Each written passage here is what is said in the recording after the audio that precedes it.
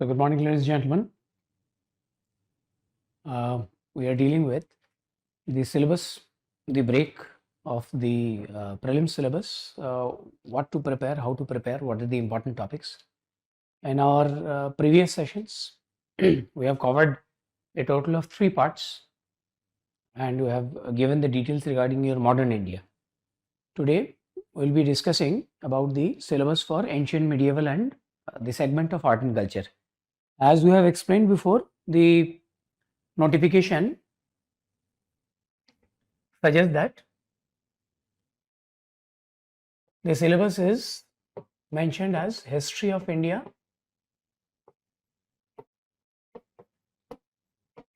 and Indian National Movement. Indian National Movement. Already we have dealt with this segment, Indian National Movement. If you dismember, interpret the history of India, basically you can interpret as ancient, medieval and modern India. Please understand, modern India at the same time art and culture. Now this segment especially deals with the Indian national movement within the modern India. There is the phase of Indian national movement. We have discussed that in your previous lectures. If you want a clarity on them, kindly look for these lectures. We are going to basically ancient and medieval. This can be of ancient period, of medieval period and of modern period. We will deal with that in due time. Today in this session, we will be learning about the prelim syllabus for ancient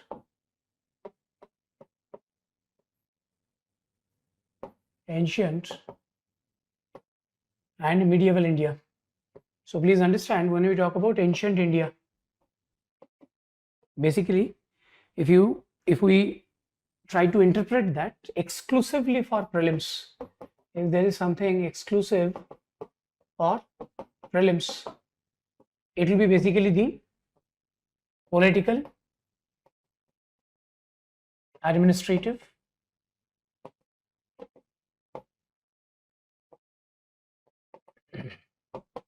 social and economic history.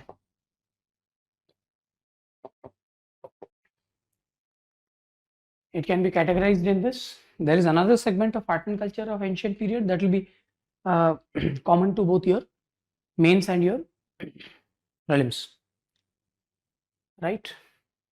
Questions on ancient and medieval exclusively for prelims.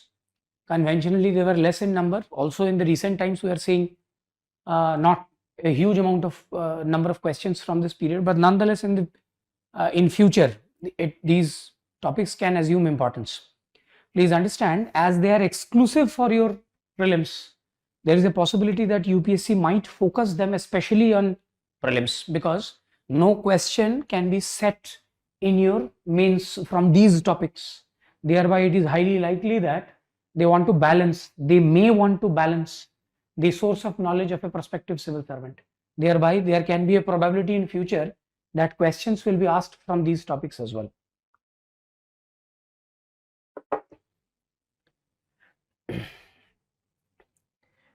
Let us have a look at the different topics. The ancient India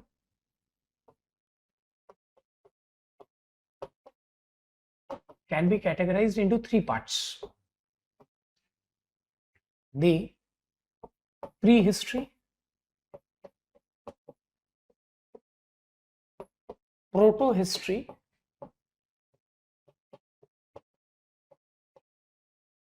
and the period of history, right? Basically, proto-history is the Indus Valley civilization. Indus Valley civilization.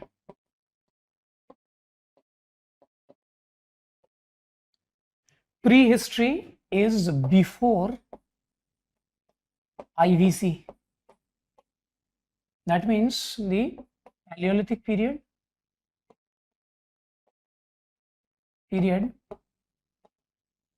till about before IVC. That means 2 million years ago till about 2300 BC. History can be the period, that is Vedic period onwards. Conventionally, these topics were referred to by the colonialist school as Hindu period, the Muslim period, and the secular period. Later on, the Marxist school, they changed the nomenclature and made it ancient, medieval, and modern period. So the first topic is your prehistory.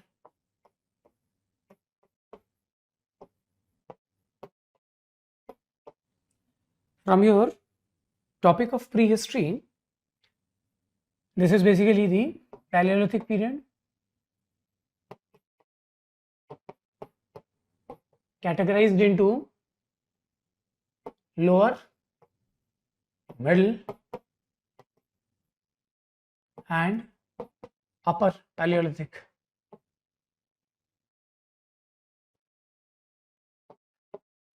Paleolithic period merges into the Mesolithic period.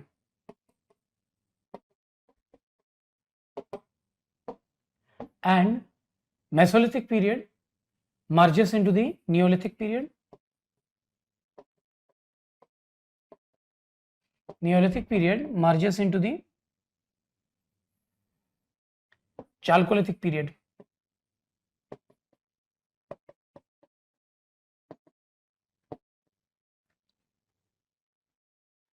Please understand, there are the first 4 to 5 chapters of Harish Sharma will suffice.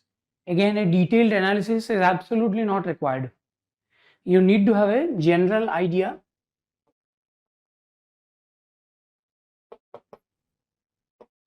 about key characteristics.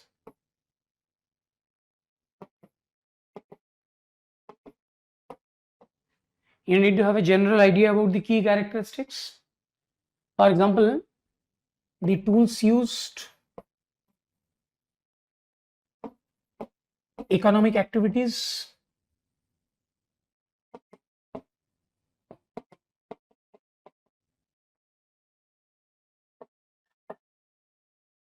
for example, among the Neolithic, it is marked by agriculture.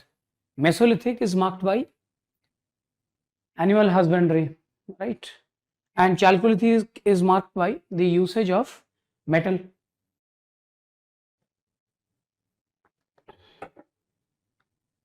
Also, what seems to be important for UPSC in these period, that is important sites. This is very, very important. Also, there was a question in last year or last to last year, that which of the following is a Harappan site or not a Harappan site. That means if you have a precise understanding about the Neolithic sites of India or the Mesolithic or the Chalcolithic or Paleolithic sites, you will have a clear idea. There can be certain questions. For example, there are important Neolithic site in Karnataka, that is Piklihal, right? There is Pailampalli in Tamil Nadu, right? There is Neolithic site in Kashmir, Burzahom and Guftkaral. There is Neolithic site in Bihar, Chirand. Also, regarding Upper Paleolithic and Mesolithic, it is marked by cave paintings. Cave paintings. They are the example of prehistoric art. Prehistoric art, which we will cover separately in the section of art and culture. Nonetheless, I am mentioning here so that you have a general clarity, right? That is everything you need to do about prehistory. Nothing else is required. And of course, you can make a brief understanding about the time period. or the sequence. Conceptual questions can be asked from these topics. Do not go into too much of micro details and you are good to go, right? We'll shift towards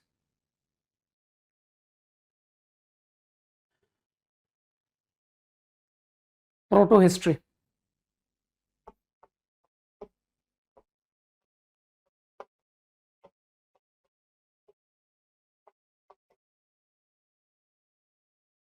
For proto-history, that is the Indus Valley civilization.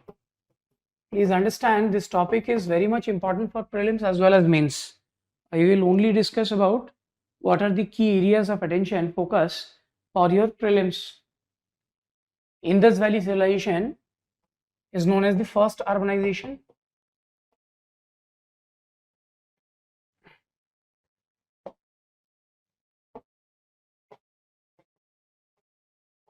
Known as the first urbanization happening within the Bronze Age. All you have to do is remember the timeline, geographical extent,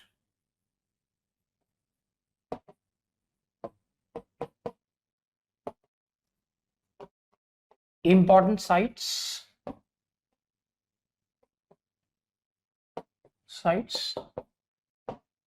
and key discovery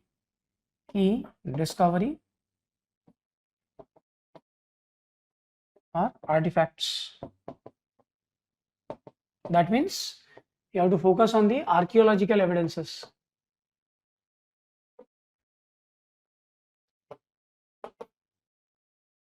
You have to focus on the archaeological evidences. That is all. Right?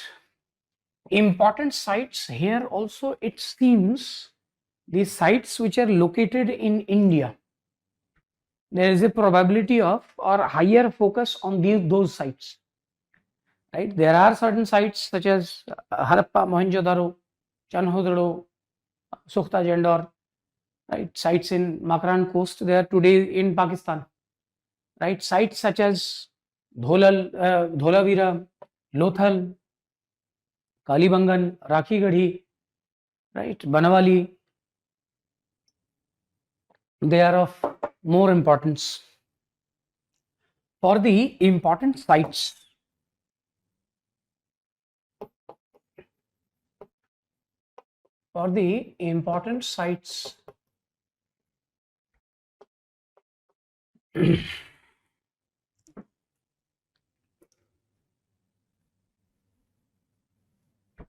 please remember, all you have to do is the location, adjoining a river / water body, right? Adjoining river or water body, they seem to be very important. Again, for these locations, it is the best course of action is that Google it up, go to the map section and try to figure out if there are any nearby river. UPSC is fascinated about the nearby water bodies in the recent times. Also, suppose there can be questions of sequencing these sites in a north-south orientation or a east-west variation, right? In this way, make sure you are comfortable with the sites, right? To prepare this chapter, the new NCERTs can help a lot. Also, you can find relevance in your RS Sharma. Right?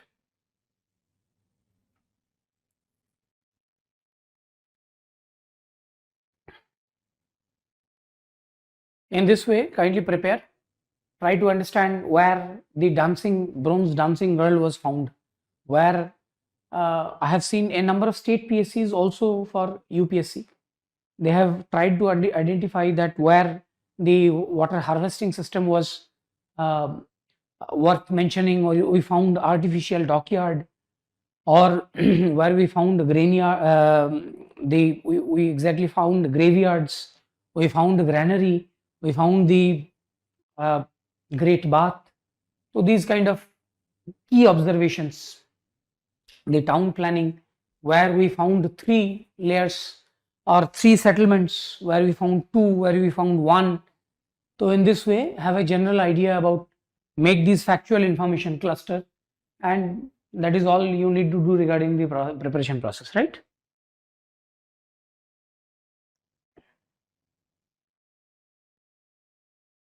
So with this, we end with, kindly also figure out or find out about the pottery, right? About the seals, right? About the Harappan script, that is known as the Bostrophedan style. Of course, these are certain topics which will be also dealt with in your art and culture.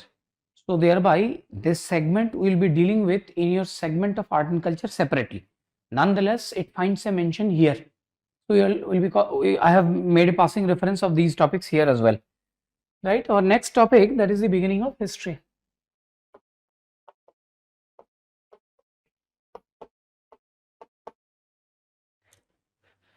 The beginning of history, that means prehistory is defined as non-availability of written sources. Proto-history is defined as availability of written sources, but they are indecipherable.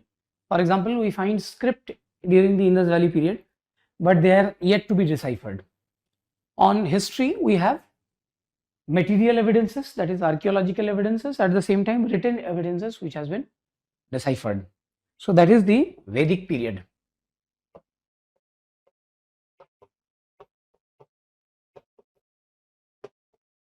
Now, I will not be dealing with the segment of literature here. Literature will be separately done in your art and culture classes, but here for every chapter regarding ancient India, you have to focus on sources of history. Sources of history will be archaeological, at the same time literary. So naturally, a number of questions, if you categorize, you want to understand what kind of questions are asked. Majority of the questions will be asked on sources, literary and archaeological. If I give a general clarity, suppose I want to give information regarding sources of history, they can be literary, they can be archaeological,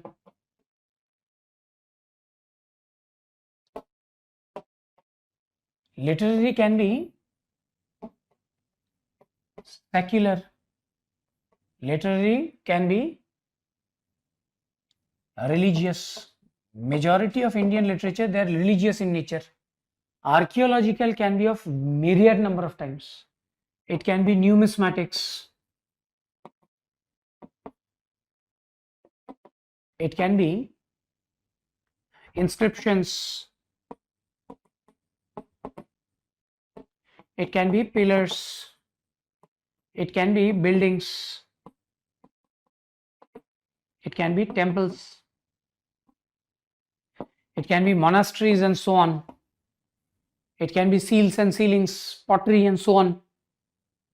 So in this way, you have to learn about the sources. Majorly the questions they are asked, they are targeting the sources. So preparing the sources for all the topics of ancient India or medieval India may be the right course of action for your preparation.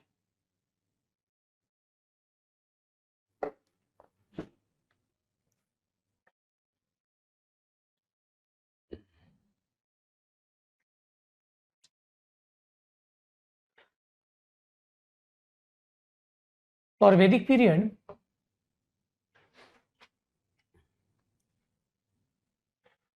that is roughly 1500 BC till 600 BC. Vedic period can be classified into the early Vedic period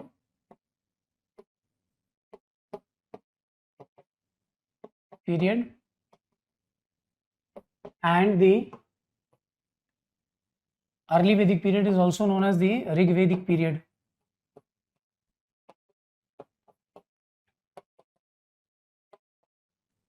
And the later Vedic period.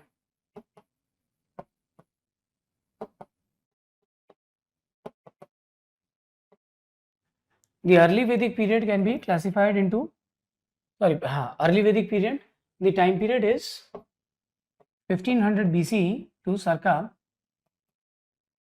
approximately 1000 BC, and the later Vedic period can be defined as 1000 BCE till about roughly 600 BC, merging with the rise of the Mahajanpads. What you have to prepare is that regarding the early Vedic period, you have to prepare about their religion, about their polity and administration.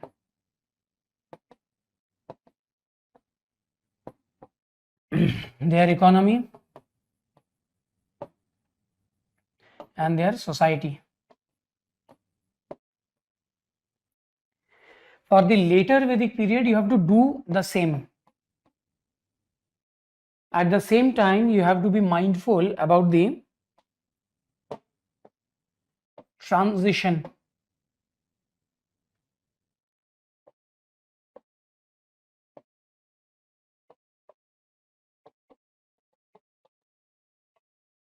towards later Vedic period.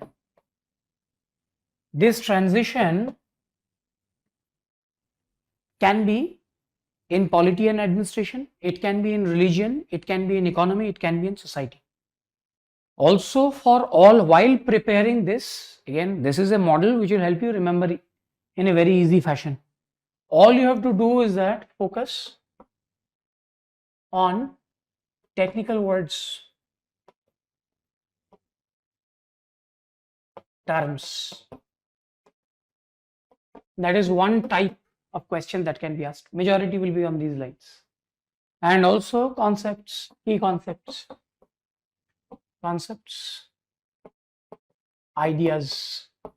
That can be another type of question that can be asked. For example, you need to have a clarity that iron is associated with the Aryans. They have used the term Krishna Ayas or Shyama Ayas for iron. For the Indus Valley population, they were unaware about utilization of iron. So in this way, these are certain conceptual clarity you need to understand. For example, the Rigvedic or early Vedic period were not knowing agriculture in the early days. Their primary economic activity was animal husbandry, and cattle constituted the most importance. For example, the most important seems to be Ashwa, that is horse, as there are highest number of hinds assigned to it. Also, they are using the term Gavishti for war, for wealth, for all these things because of primitive nature of vocabulary. You need to have these kind of conceptual clarity. This is how you should be preparing the chapter, that is Vedic period. Right. Let us have a look at the next chapter.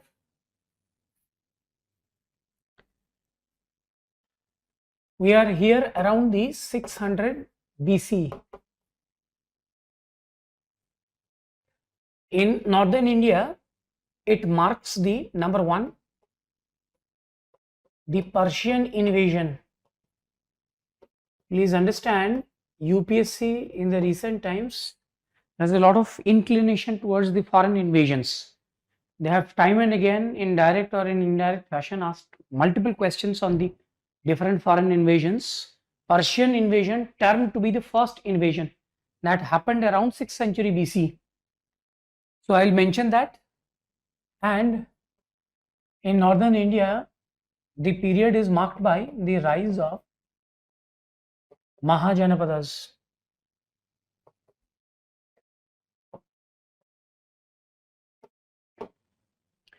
Also known as Sodasa Mahajanpad.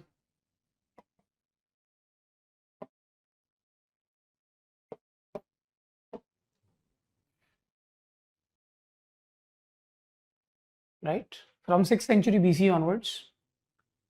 For the rise of Mahajanpads, there are Some are legendary in character, that means we did not find any actual evidence. Some are actually true, right? The word Mahajanpad is mentioned in the Buddhist text, right? We do not have any ascertaining the fact that whether they were known as Mahajanpads or not. So you need to have an idea about the transition. It can be traced to the Vedic period, right? Initially, Jana meant tribe, then it became Janapad, then Janapad became Mahajanpad, right? You need to remember the important Mahajanpads.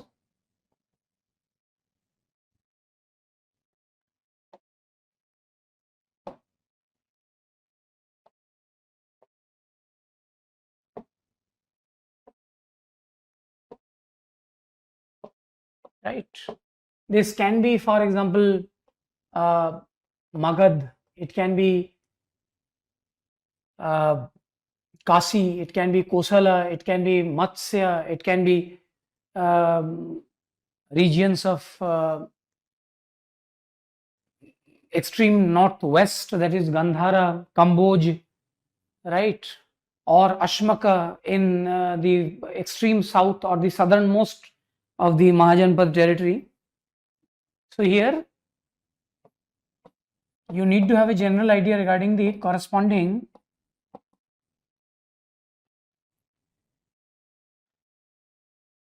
locations at present.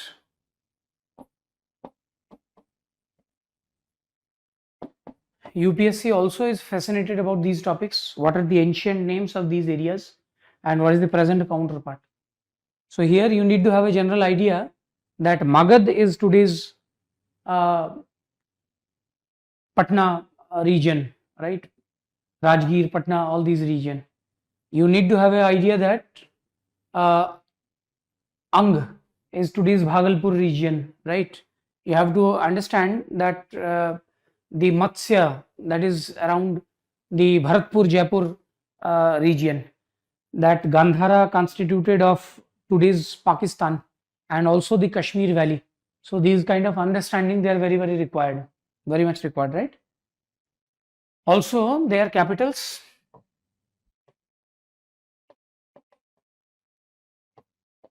Important facts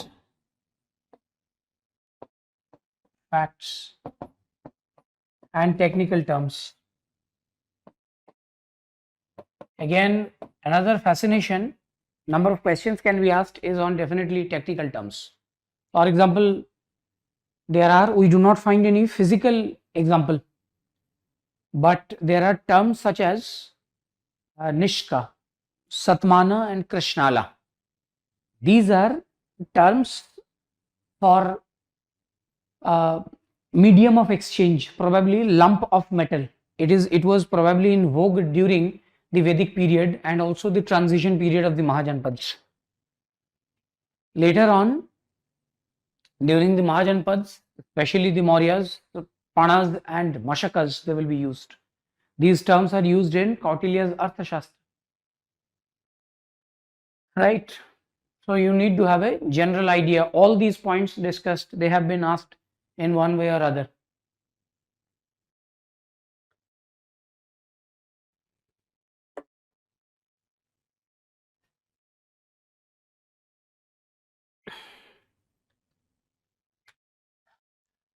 Have a general idea regarding the rise of Magad. Basically, by 4th and 3rd century BC, Avanti and Magad became very powerful. Avanti was centered around Ujjain of today. Magad of Rajagriha or Rajgir, and later on the capital was shifted towards Patli Nagara or Patliputra, which became Patna. Rise of Magadha. Here you can have a general idea. Try to correlate with the archaeological sources or the literary counterpart. For example, the Haryanka dynasty, the Shishanaga dynasty, the Nandas and the Mauryas. These are the important dynasties you need to have a general idea. Haryankas or Hiranyaks.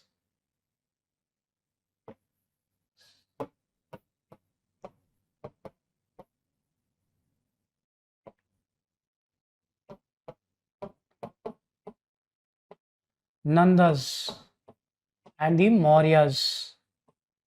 After the Mauryas, there will be Shungas and Kanvas. Here,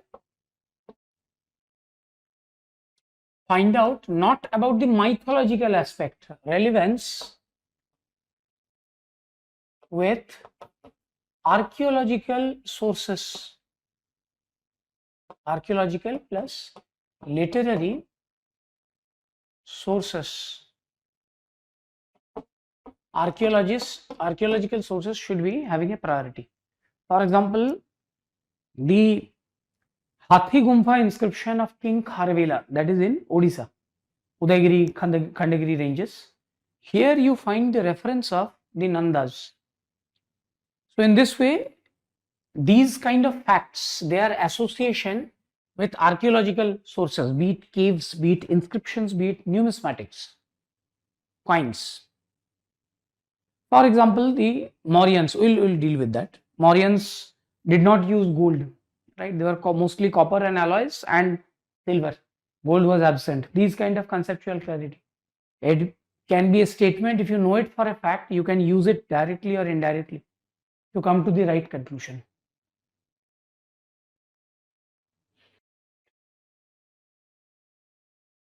Now, the rise of Magadha, the Mauryas end with basically the Nandas.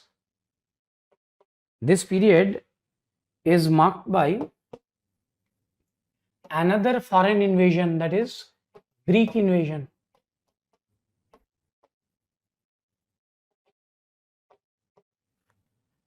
So here we have basically two invasions now, about 6th century BC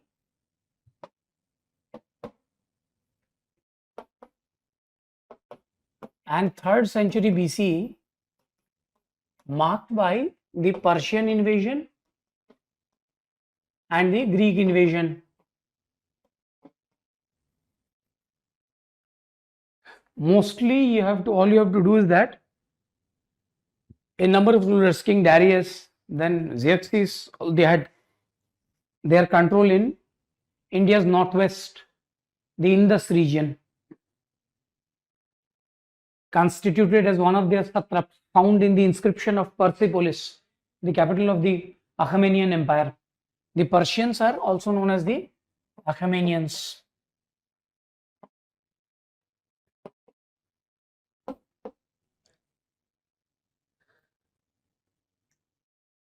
So the Greek invasion is that of Alexander.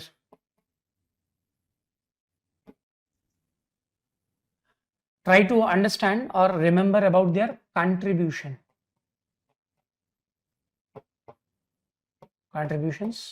or significance.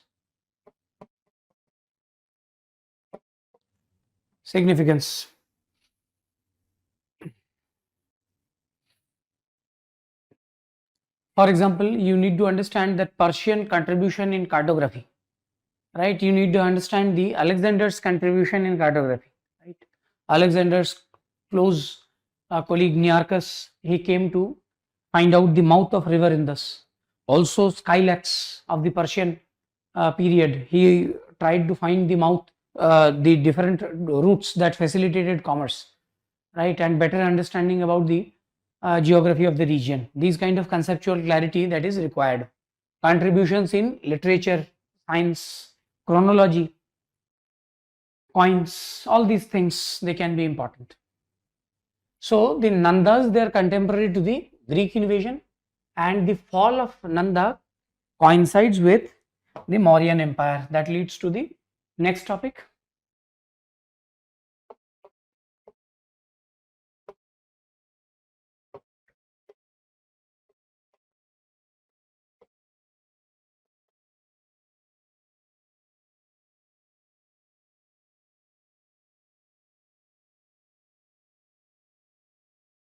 The Mauryan Empire, for all these topics, as I have discussed, kindly focus on the sources of history, right? Roughly, Mauryan Empire is from 300 BC and 200 BC. We are looking into the northern India. Then we will be looking into the history from the Deccan and the south, right? The Mauryan Empire, again, questions can be sources of history,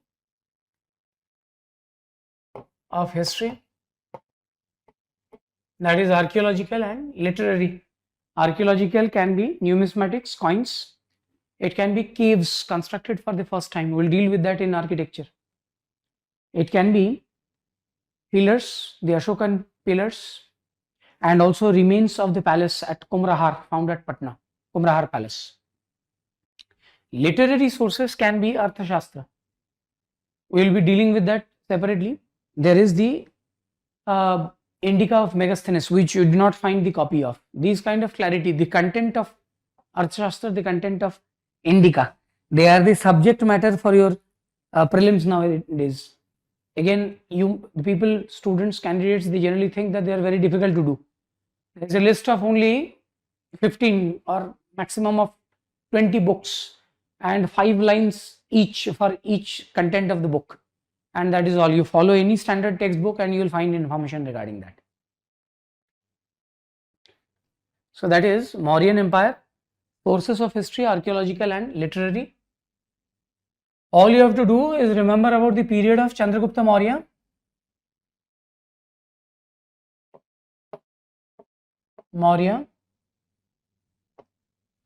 and the period of Ashoka. The period in between and after Ashoka, it is not important. For example, for Chandragupta Maurya, foreign association,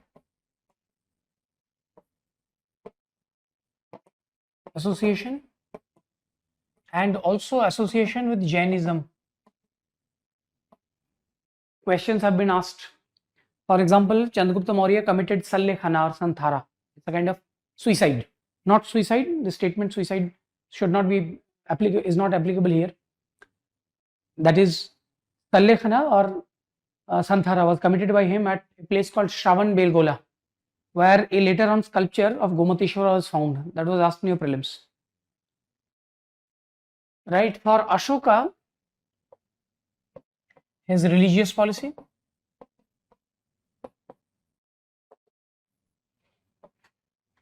propagation of Buddhism,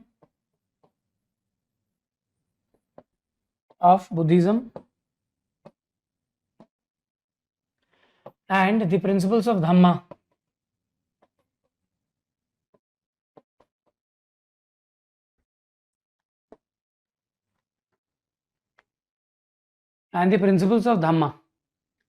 Regarding the rulers, you have to focus. Right? Regarding the Mauryas, please remember, try to find out factual information.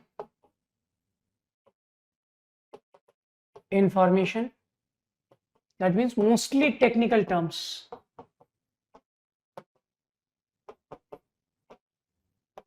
Regarding economy, that can be agriculture, trade and commerce. That is internal and external, and the state sponsorship, state involvement in the economy. Right? Ideas of mining. Right? For polity and governance, also technical terms. You can take the help of the mention in Arthashastra of Kautilya or Vishnugupta, and also Ashokan pillar edicts, and also the reference to Megasthenes Indica. They can help you understand about the polity and governance. For example, the surveillance system, the spy system. Nowhere in the history, in the past or in the future, you will find such an elaborate surveillance system, spy, espionage. Right? The departments, their name can be asked. Sanchara and Samasthan.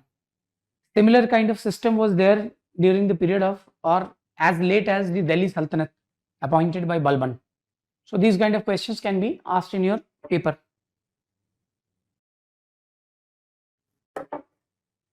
Idea of kingship, slavery, property, these conceptual clarity can be there. Certain factual information and also concepts.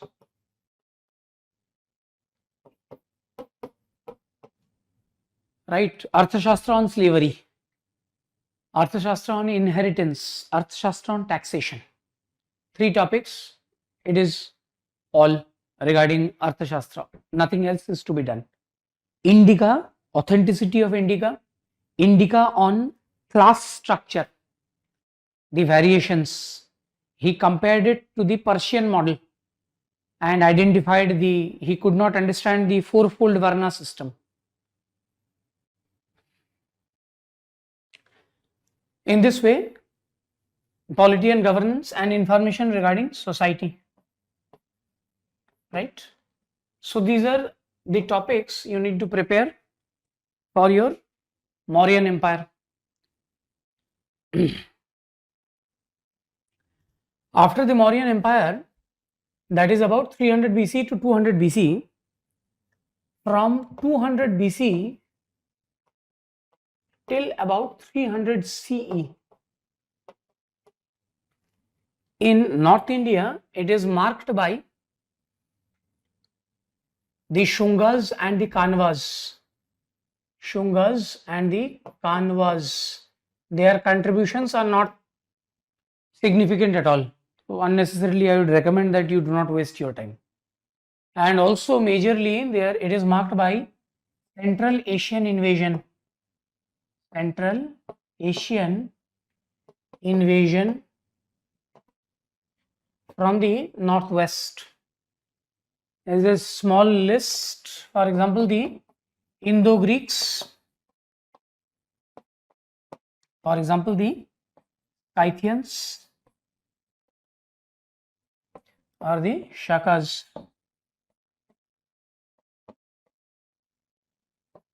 Right? There is the Pahlavas or Parthians.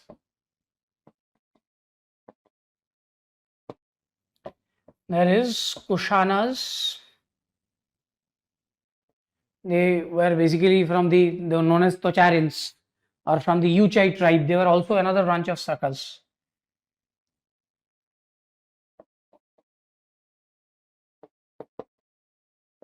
And finally the Indo-Sassanians.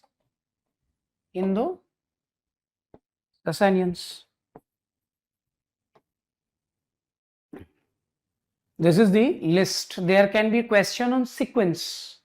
Who came before? Basically, the chapter R.S. Sharma will suffice. To understand the Central Asian invasion, remember about the numismatics.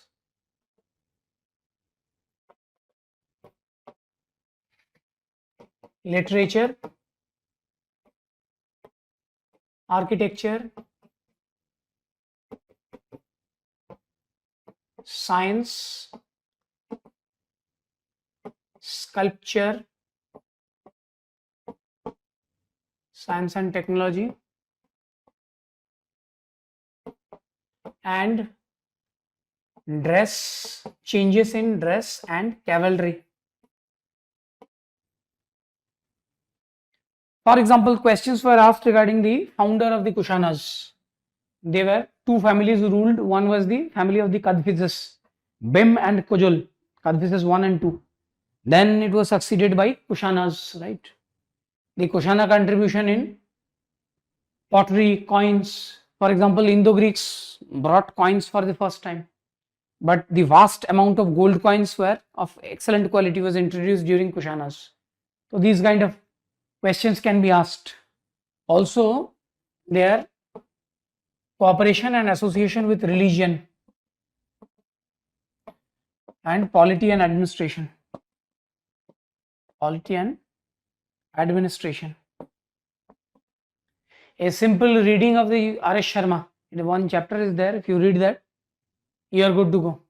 Nothing else is to be done. For example, the Indo-Sasanians had introduced a number of coins, right? You can have a general understanding about their geographical location and if possible their important capitals. Any geographical location, any space and time period, these are again hot topics. They are very much focal points for UPSC. Try to prepare accordingly. Right, changes in dresses and cavalry, there can be questions. For example, sherwani, the tunics, turbans, all are Central Asian foreign in origin. Also, the idea of in cavalry, they introduced reins, they introduced leather stirrups, they used saddles, all these things, long boots, overcoats.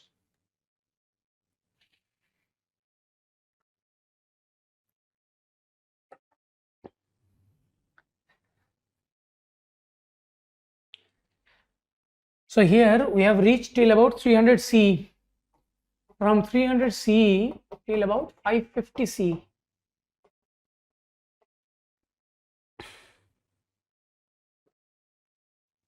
We have the period of the Guptas. Again, you can learn about the sources of history, archaeological and literary. Learn about the respective rulers. Again, origin of the Guptas. It is found to be from an inscription as well as from Samudragupta's Allahabad or Prayag Prashasti. We find the name Shri Gupta. Shri Gupta was the founder of the Guptas, but again there were feudatories. Chandragupta took the name Maharaja Dhiraja, probably suggesting that he was the first king, independent king. So in this way, King Chandragupta, Chandra the first, Samudragupta, Chandragupta the second, or Vikramaditya, Kumaragupta, Skandgupta, all these rulers, you can learn about their political achievements, certain facts and figures. For example, marriage alliances of Prabhavati Gupta, marriage alliances of Chandragupta the second. So all these cases, their alliances with the Lichavi princess Kumara Devi, right? Understood from coins. So here, important rulers,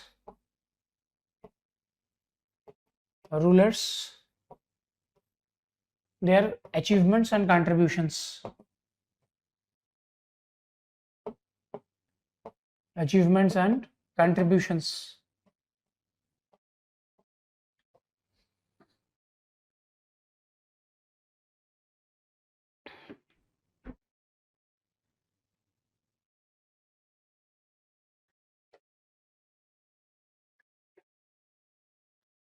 You can learn about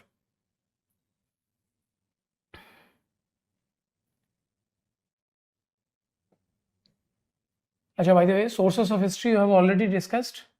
Again, in general, you can learn about the polity and governance. Again, there are terms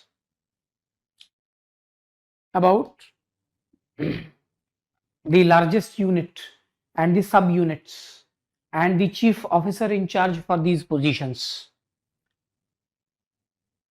There can be questions on economy, society,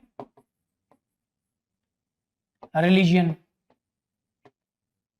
Particularly, religion of this period, state religion was Brahmanism, and also there was the period marking the beginning of something known as Bhagavatism.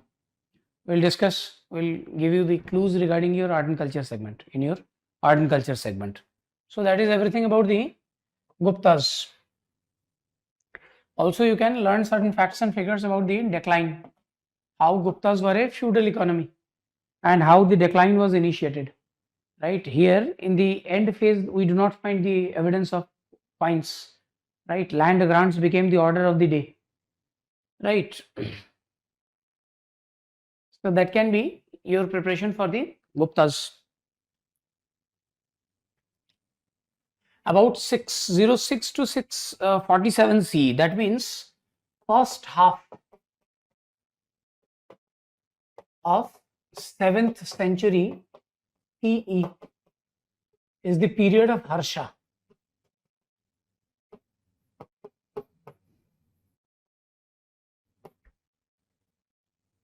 That is the Vardhana dynasty.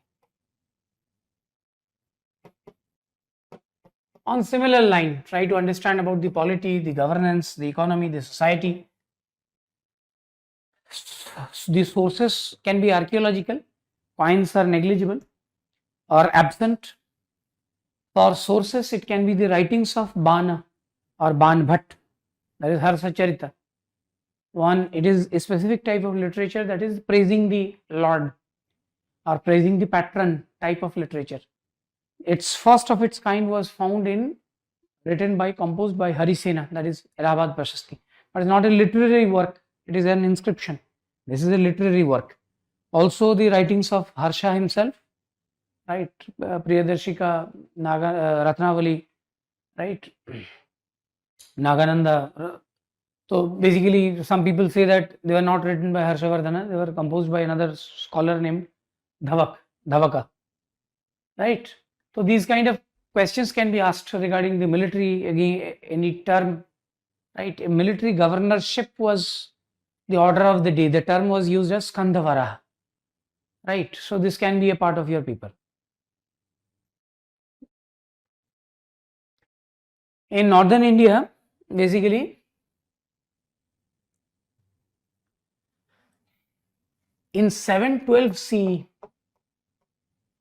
that is the Arab conquest of Sindh.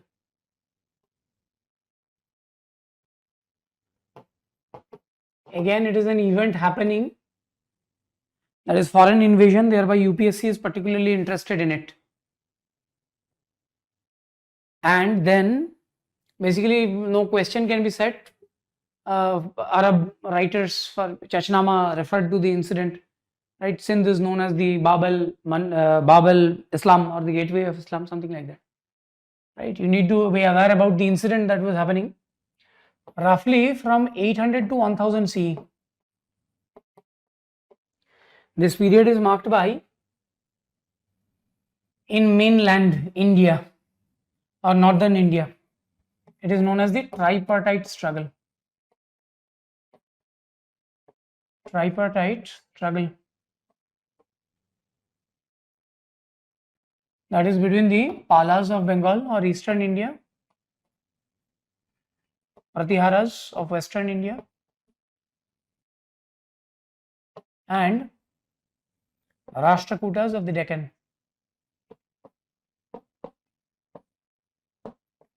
Again, the social, political and economic history. The Palas seem to be more important than the rest because of the Pala association with miniature painting, Pala association with foreign contact, trade and commerce, Buddhism, etc. Harsha association with Nalanda University. Nalanda University basically established during Kumaragupta, the Gupta ruler, and later on Nalanda received patronage from Harshavardhana. Also during Dharmapala and his son Devpala. Also Vikramshila was established during the period of the Palas. So these kind of factual information. For this tripartite struggle, the ideal source can be Satish Chandra. One chapter is there for medieval India. You can follow that. Right, 1000 CE is marking the invasion of Mahmud. Right, so that means you can also have a general idea about the contemporary Rajput kingdom. Contemporary Rajput kingdoms, a very brief idea. That was also asked in your prelims paper. For example, the Paramaras, the Pratiharas, the Chauhans, right. So these kind of questions become important for your paper. Their question can be set, right, about their identity, their location and founder. You just need to see there are thousands and thousands of rulers and dynasties ruling over India. It is humanly impossible to remember and prepare for a prelims. You will turn to insanity. Rather, it is definitely recommended that you have a general idea, so that with the options, help of the options, you can eliminate, you can choose the correct right course of action. Have a lot of clues as to what was happening. Again, everything boils down to the idea of space and time. In accordance with the evaluation of space and time, a number of questions can be answered successfully. You have to develop that art. Right, that ends your ancient India, especially in northern India. Right, we will discuss the ancient India with regard to your far south. Let us have a look as to what was happening in the far south.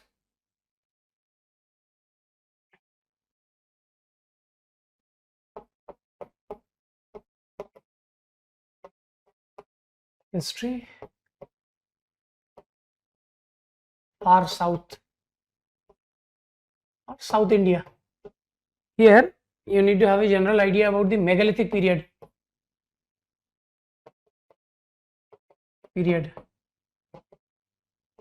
Roughly 1000 BC.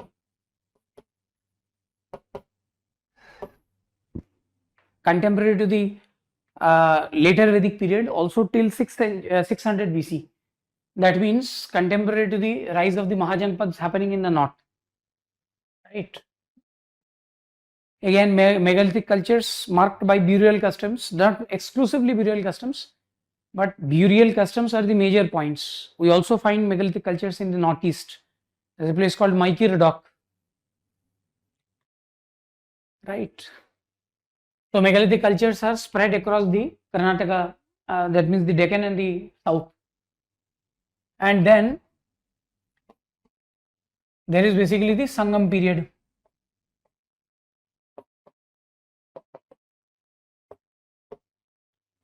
Again, sources will include archaeological. For Sangam period, you can follow the Tamil NCRTs. Just one chapter, it will suffice. It will help you have a clarity, right?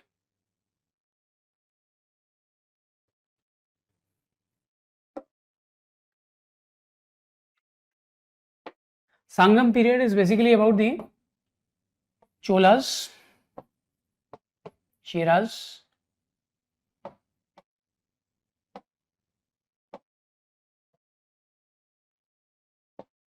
and the Pandyas. Again, try to find out about their polity, their governance, their economy, their trade and commerce, right? Polity and governance, society, economy.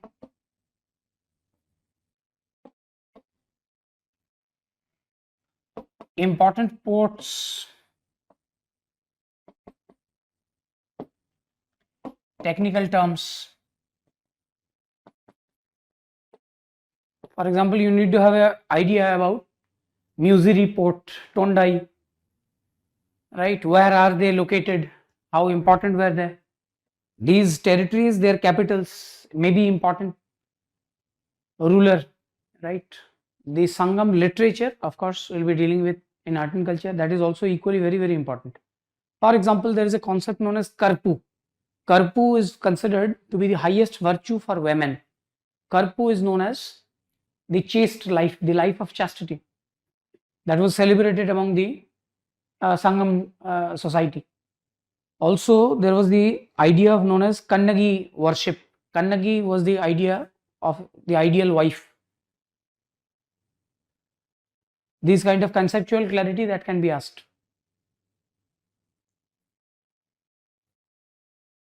Right, in this way you finish the Sangam period. After the Sangam period, there is the period of the Kalabharas. We have no clue also. You do not have to prepare it for your prelims. About Kalabhara was be succeeded by the period of the Pallavas in the far south, and in the Deccan there will be the Chalukyas. I am roughly writing Chalukyas are contemporary to the Harshas. So I am roughly writing the Chalukyas in the Deccan region and the Pallavas in the far south. Again, 2 chapters of the Tamil NCRT. Do not overdo it, absolutely not required. You can cover it through from the perspective of architecture. That means for Chalukyas and Pallavas, try to remember about important rulers, administration, some important rulers, administration, key terms, and chronology. A kind of brief idea, if you can, about the chronology. So that will be all. Too much of details will generally students do not tend to remember all the topics. So that will be all for the Chalukyas and the Pallavas. Pallavas in the extreme south. Right, and the Pallavas will be succeeded by the period of the imperial Cholas. Imperial Cholas, roughly 900 to 1200 CE. 900 to 1200 CE. To kindly have an idea about the imperial Cholas as well. Similarly, try to understand about the important rulers, Raja Chola, the Rajendra Chola, right, Vijayalaya, who is the founder of probably the Chalukyas, Pallavas and the imperial Cholas, right, the capital, port cities, education system that was asked, right. The Chola education system seems to be rather exemplary. The art, architecture definitely will be separately covering that, but Chola architecture is also phenomenal. Chola sculpture is phenomenal, right. In this way, cover the ancient India. So that is the end of your ancient India for this segment. In our next class, we will be meeting for the syllabus regarding prelims for your medieval India, right. So that's it for today. Thank you.